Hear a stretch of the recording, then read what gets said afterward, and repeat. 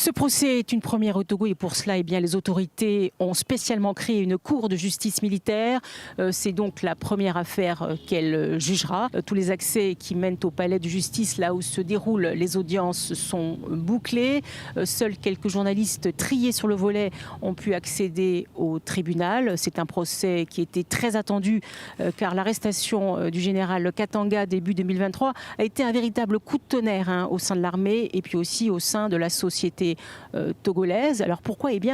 Parce que le prévenu n'est autre qu'un ancien allié de poids du président togolais. Le général Abalo Katanga était jusqu'en 2020 chef d'état-major des forces armées togolaises. Mais aujourd'hui, il est passé de l'autre côté, sur le banc des accusés.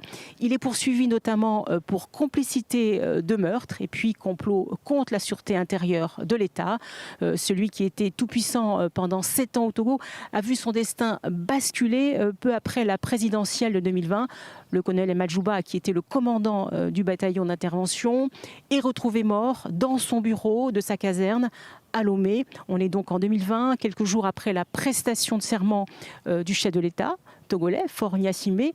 Et les enquêtes balistiques, notamment menées par la France et le Ghana, ont conclu qu'il avait été tué par sa propre arme.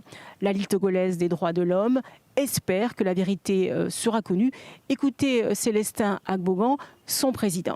Pour nous, ce qui nous concerne en tant que défenseurs des droits de l'homme, c'est la manifestation de la vérité. Il faut que la vérité soit dite au moins une fois dans ce pays-là et que les coupables soient punis conformément à la loi et que les victimes aussi puissent être satisfaits des décisions qui seront rendues. Et nous espérons que ce tribunal-là, à qui nous accordons le bénéfice du doute, pourrait parvenir et véritablement asseoir la vérité.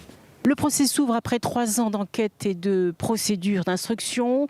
Cette cour de justice militaire est composée essentiellement de magistrats militaires. Ils ont été nommés par décret présidentiel. Le procès est censé durer 1 semaine pour le général Abalo Katanga et ses co-prévenus.